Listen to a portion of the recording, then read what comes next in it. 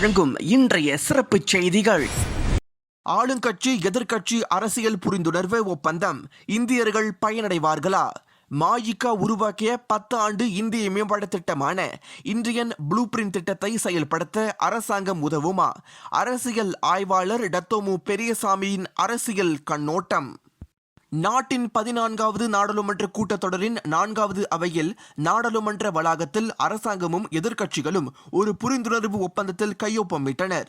இந்த ஒப்பந்தத்தின் வழி அரசாங்கமும் எதிர்க்கட்சிகளும் ஒருமுகமாக நாட்டின் பொருளாதார மீட்பு பணிகளையும் கோவிட்-19 தொற்று எதிர்ப்பு நடவடிக்கைகளையும் முன்னெடுப்பதற்கு ஒத்துழைப்பு தர இணக்கம் கண்டுள்ள நிலையில் இந்த ஒப்பந்தம் வழி இந்தியர்கள் பயனடைவார்களா என்று அரசியல் ஆய்வாளர் டத்தோமு பெரியசாமி தமது அரசியல் கண்ணோட்டத்தில் கேள்வி எழுப்பியுள்ளார்.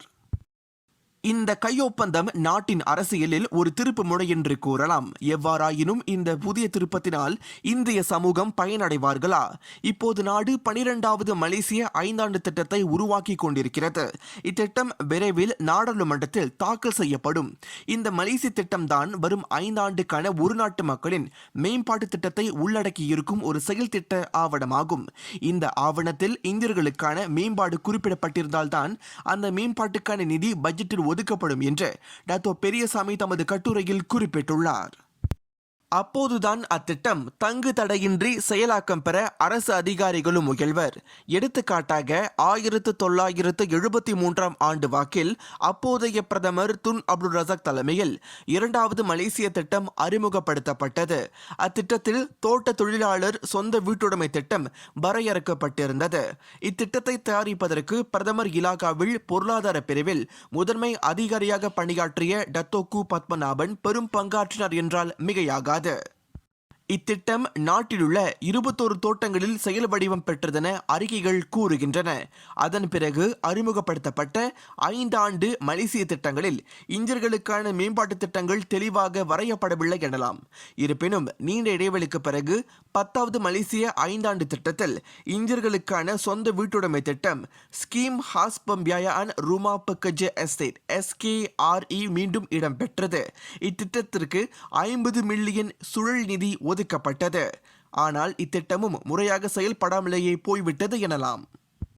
நாட்டின் வளர்ச்சியில் இந்தியர்கள் தொடர்ந்து விடுபடாமல் இருக்க அவர்களின் மேம்பாட்டிற்காக ஒரு விசேஷ 10 ஆண்டு இந்திய மேம்பாட்டு திட்டம் மாயிகாவின் தலைவராக இருந்த டத்தோஸ்ரீ டாக்டர் ச. சுப்பிரமணியத்தின் தலைமையில் இந்தியன் ப்ளூ பிரிண்ட் முழு மூச்சாக தயாரிக்கப்பட்டு 23/4/2017 ஆண்டு அதிகாரப்பூர்வமாக பிரதமர் நஜீப் துன் அப்துல் ரசாக்கால் அறிவிக்கப்பட்டது.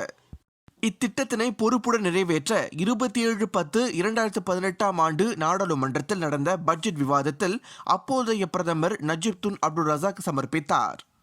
இத்திட்டம் அறிவிக்கும் போது 11வது மலேசிய 5ஆண்டு திட்டம் 2016-2020 ஏற்கனவே அறிவிக்கப்பட்டு விட்டதால் வருகின்ற 12வது மலேசிய 5ஆண்டு திட்டத்தில் இந்தியர்களுக்காக வரையப்பட்ட இந்த ப்ளூ பிரிண்ட் திட்டம் சேர்த்துக் கொள்ளப்படும் என எதிர்பார்க்கப்பட்டது.